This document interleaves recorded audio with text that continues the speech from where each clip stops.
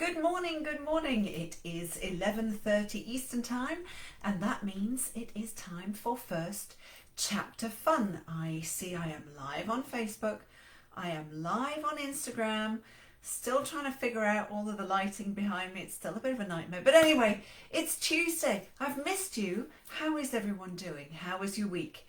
Very strange here still. The kids have finished, three teenage boys, not really kids anymore, but they finished school. Tomorrow's Canada Day. It is tomorrow. Yes, it is tomorrow. Tomorrow's Canada Day. But it feels like any other day, really. It's all very weird. Anyway, I hope you're well. I'm going to turn the volume down on my computer. Otherwise, it's going to be very strange. You'll have all these beeps. So lovely to see you. We have, we have lots of people joining on Instagram already. We have Bruce. Hi, Bruce. Reading from Bruce's book today. Let me show you that. Oh, man. What have I done now? All my excitement. I've messed up. No, what have I done? Oh, boy. Here we go.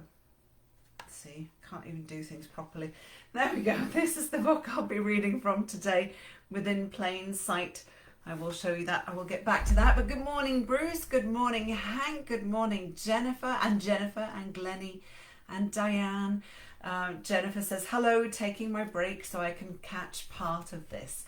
Oh, that's so sweet. Thank you very much. So this is, of course, the place where I'm going to get to Facebook in a second. Twice a week, Hank, Philippi Ryan and I read on First Chapter Fun, the first chapter of a different book, not ours, but other authors, every Tuesday and Thursday, the days with a T. So I'm here on Instagram on my phone, and just above up here, I'm on Facebook Live in the First Chapter Fun group. So yes, we broadcast on both platforms at the same time, never a dull moment, because sometimes one of them boots us out. Last week, on Thursday, Hank was reading on Facebook and her screen just went dark. And we could still see her and everything was fine, but she could no longer see us. So it was a little bit strange, but it all worked out in the end. But if I get booted, if I get chucked out, if Facebook or Instagram decides they don't like me this morning, don't worry about it. Go and get yourself a cup of tea or a cup of coffee, come back, and I'll start the recording or the broadcast again on the platform that chucked me out unceremoniously. So, couple of things today. First of all, how are you? I see lots of people on Facebook have already joined. We have Grace, we have Carla, we have Hank, my partner in fictional crime or real crime. Shh, a lady never tells. We have Tori, we have Ali, we have Shannon. Ali sends lots of Canada flags. Yes, Canada Day tomorrow. We have Bonar. We have so many people. This is great. This is so lovely. We have Lisa too, who asks how I am. I'm good. Actually, I feel okay. It's a bit of a strange time still, but I think I'm getting used to this new normal. Scrambling to finish the edits on book 5, but I'm not going to tell you about that now. This is not about my books. This is all about Bruce. So, Bruce is watching. This is the book we're reading from, Within Plain Sight, and you can leave Bruce questions. Ask him, Bruce Robert Coffin. I mean, for somebody who writes crime, to have the last name Coffin is just genius. It's just great. I love it. And that is your real name, Bruce, isn't it, too? Or is it a pen name? I've never actually asked you that. But this is the book I'll be reading from in just a moment, and I'll introduce you to Bruce. But first, I'd also like to wish a very, very happy pub day to two First Chapter Fun authors we featured just recently, actually, last week, was Katie Tallow's Dark August, and that publishes today, and also David Bell's The Request also publishes today. So shout out to both of those. You can go and watch, if you didn't see them, you can go and watch the recordings, not now, but once we're done. The recordings are saved on IGTV and also in our video archive on Facebook. And that is the case for all of the previous 67 episodes. Yes, today I had to check there. Yes, today is episode 68 of First Chapter Fun. Can't believe it. It was only supposed to be a temporary thing until the beginning of March. But anyway, that's another story for another day. And I'm very excited that we're going to continue this series. And we have well, actually, we just booked someone in April, but we're booking people into late February. So keep them coming, authors. We'll be delighted to read for you, and bring a friend to all of these recordings. Tell your friends about them, because the more people there are, hopefully the longer we can keep doing this. Anyway, let's get to today's reading. With it, my iPad keeps turning on me. My Within Plain Sight by Bruce Robert Coffin, and I'm going to tell you a little bit about Bruce now. And I'm going to put my glasses on. There they are, because I can't see, because I'm blind. Not really, but you know, I'm getting old. Anyway, Bruce Robert Coffin has the perfect thriller author name. It doesn't say that here, but I'm going to chuck that in anyway. And is the award-winning author of the best-selling Detective Byron mystery series. A former detective sergeant with more than 27 years in law enforcement, he supervised all homicide and violent crime investigations for Maine's largest city. Following the terror attacks of September 11th, 2001, Bruce spent 4 years investigating counter-terrorism cases for the FBI, earning the Director's Award, the highest award a non-agent can receive. Congratulations, Bruce, that's incredible. His previous novel, Beyond the Truth, which was the third in the Detective Sergeant John Byron series, was the winner of Killer Nashville's Silver Falchion Award for Best Procedural, a finalist for the Agatha Award for Best Contemporary Novel, and a finalist for the Maine Literary Award for Best Crime Fiction. His short fiction appears in several anthologies, including Best American Mystery Stories 2016. Now, I was introduced to Bruce after we'd attended BoucherCon. We didn't actually meet at BoucherCon, but a mutual friend introduced us because I needed somebody to help me get away with murder. Fictional murder. And who better than a retired police detective sergeant? And we've spoken a number of times, and I am forever indebted to Bruce for making my books just that little bit more evil, because he always has these great ideas of things that I can do. In Sister Dear, I remember, so my book that published last month, we were chatting about it, and I said, this is what's going on, and he said, but what if you did this? And he made the ending even more evil. He's just such a gentleman, such a delight. And I'm so happy we were introduced, and ever so thankful that he helps my stuff become more evil. So not really sure what that says about me, but moving swiftly on. So today I'm reading from Within Plain Sight. Let me show you that cover again. Gorgeous cover. And this is the fourth novel in the Detective Byron series, and it published on February 4th, 2020, which means, not right now, but once I'm done reading, you can get your hands on 4 of Bruce's novels and then binge read them all. What's better than that, than to binge read this brilliant detective series? So I'm going to put my glasses back on and tell you a little bit about Within Plain Sight. And as always, I'm reading with the publishers and the author's permission. So a big thank you to HarperCollins for letting us do this today. So this is Within Plain Sight. Amid the dog days of summer, Detective Sergeant John Byron is called to the scene of a horrific crime, a young woman's body dismembered and left in an abandoned Portland lumberyard. The killing shares striking similarities with a spate of murders committed in Boston by a serial killer known only as the Horseman. As Byron's team investigates the case, they quickly push up against powerful forces in town. But Byron will stop at nothing to find the truth, not when there's a killer on the loose and everyone is a suspect. Has the Horseman expanded his killing field? Is this the work of an ingenious copycat, or is nothing what it seems?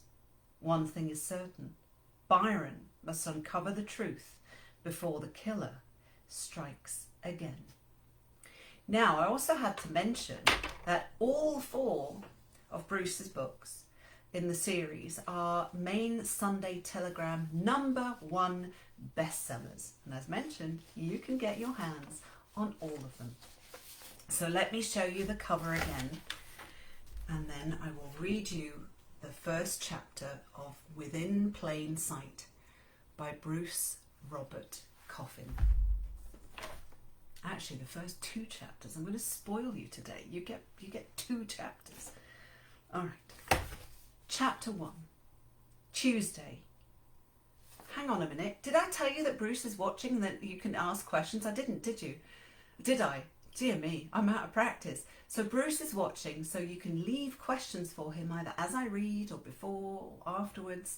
Afterwards on Instagram when I post it to IGTV. But he's here now watching, so you can ask him stuff. I think I did tell you that. But anyway, I'm going to read now. I told you I'm out of practice. Once a week count just isn't cutting it. All right, so back to Within Plain Sight by Bruce Robert Coffin. Chapter 1. Tuesday, 3:07 a.m, July 11th, 2017. Erwin Gluntz sat inside the dumpster, staring wide-eyed into the garbage bag, his heart hammering. He struggled to comprehend what he was seeing. His vision was focused, despite the large quantity of alcohol flowing through his veins. The drinking had gotten bad as of late, and along with it came hallucinations.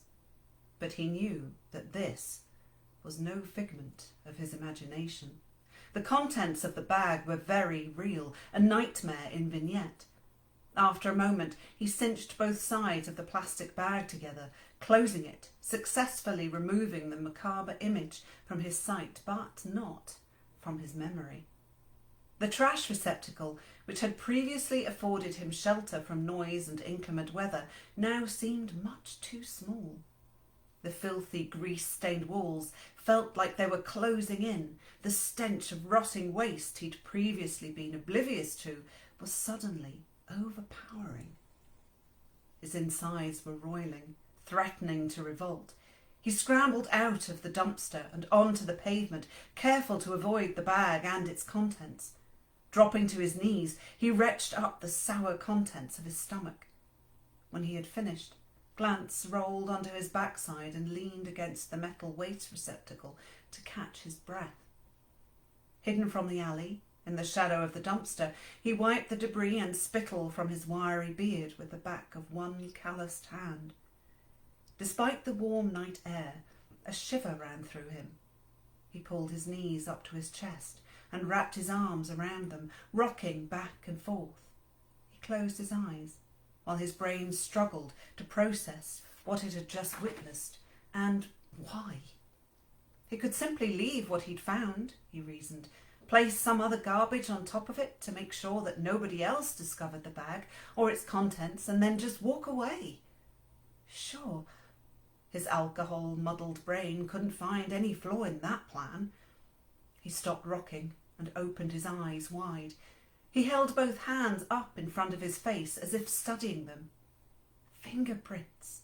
His prints were now all over the bag, and not just prints, probably hair and fibres. He turned to look at the puddle of vomit he'd left on the ground. DNA.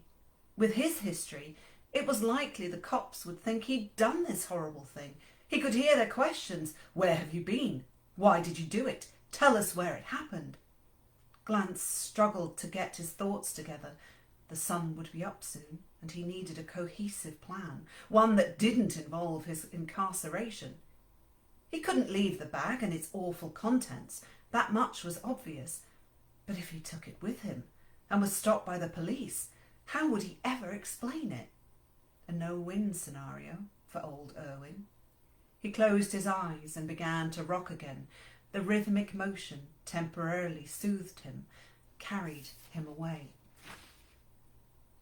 Chapter 2. Wednesday, 5:17 a.m, July 12th, 2017. The flies buzzing around the body were a telltale sign that death had not occurred overnight.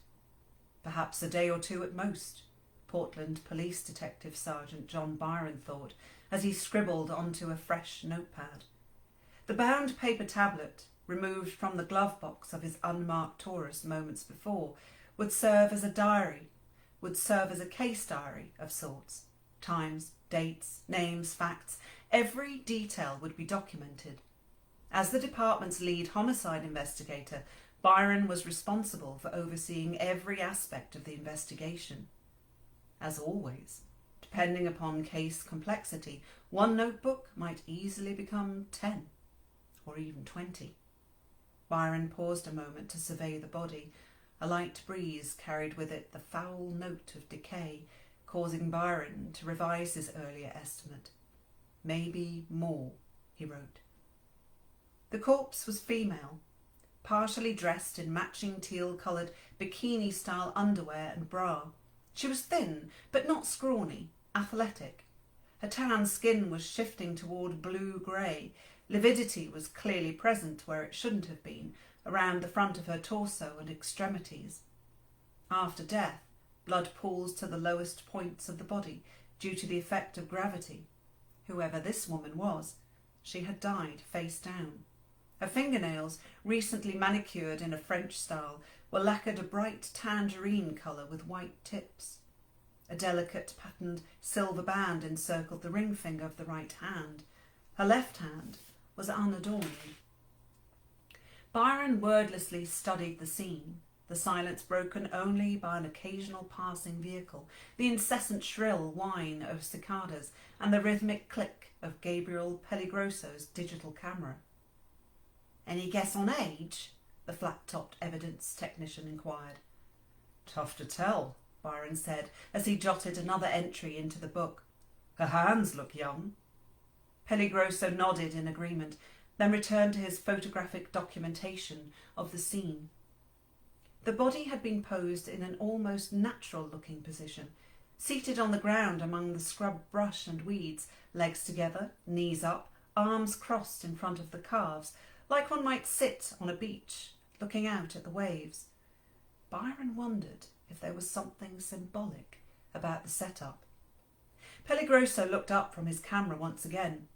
"Think this might be related to those others, Sarge?" The question, and what it might mean, was already occupying a large chunk of Byron's thoughts. Impossible not to consider, given the recent media coverage, but also much too early to be jumping to any conclusions. "Time will tell, Gabe." Byron turned his head toward the sound of someone slamming a car door. He recognised his boss's voice. Lieutenant Martin Leroyer was speaking with a young uniformed officer standing post on Maple Street. The freshly minted officer was maintaining a crime scene log, standard procedure in any murder investigation. Leroyer, commander of the police department's Criminal Investigation Division, CID, would be required to check in, just as Byron and Pelligrosso had. Rank had its privileges, but compromising a murder scene wasn't one of them. Byron watched as Leroyer stepped through a hole in the chain-link fence and approached on foot. He gestured for the lieutenant to keep to his right on the pavement. No need to trample the scene further. Crime scene 101. One route in, one route out. "Morning, gentlemen," Leroyer greeted. "Morning, Lou," Pelligrosso said. "Marty," Byron said. "What do we have here?" Leroyer stopped cold, cupping a hand over his mouth. He appeared to be fighting back the urge to vomit. "Oh, sweet Jesus. If you're thinking about losing your breakfast, I'd rather you didn't do it inside my crime scene," Byron said. Leroyer staggered back a step, his face twisted up in disgust. "Where the hell is the rest of her?" "She's got bits missing." "Uh-oh, that can't be good." "Obviously not, she's dead." That was within plain sight. The first 2 chapters by Bruce Robert Coffin. And I need to know what happens next. Was it the Horseman? What is going on? And what are they going to do about it? That's what I'd like to know. So we just have Susan, who said, "I have been reading or listening to at least 4 books a week so far this year." That's amazing. Wow.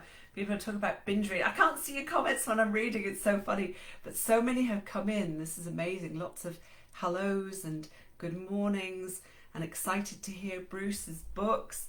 And did you know it's also actually because of Bruce, or partially thanks to Bruce, that I set some of my books in Portland, because that's where Portland, Maine, because that's where he is based. Wow, we have so many. Lisa says, "OMG, that sounds awesome. So what happens next?" I can't tell you. I could, but I'm not gonna. because you're going to have to find out for yourself. So for anyone who just joined before, after I started, Within Plain Sight is out and available now. It published in February, the 4th in the series, and you can get all 4 right now. So I hope you enjoyed that reading. I loved reading that. Thank you very much, Bruce, for letting us do that for you. And let me tell you, oh no, wrong one, a little bit about Thursday's read. So Thursday's read is Forget You Know Me by Jessica See, my German background, I keep wanting to say I'm not even going to try and say it. Strasser. There we go. This is the book that we'll be reading from on Thursday. I hope you can see that one. Yes, Forget You Know Me. There you go. I'll just hide behind my iPad for a second. So I hope you enjoyed today's reading. As always, we will be here every Tuesday and every Thursday, at least until February, by the look of it, and even later. And I hope you'll be able to join us again. Tons of lovely comments. You're so lovely to tune in. I think this is absolutely great. I hope you're enjoying it. Tell your friends, bring a friend, because the more people are watching these, the more interaction we get, and hopefully the longer and longer we can keep doing this and bringing you new books for you to discover. So thank you very much for watching, as always, and please stay safe, stay kind, and we'll see you on Thursday. Thanks again for watching.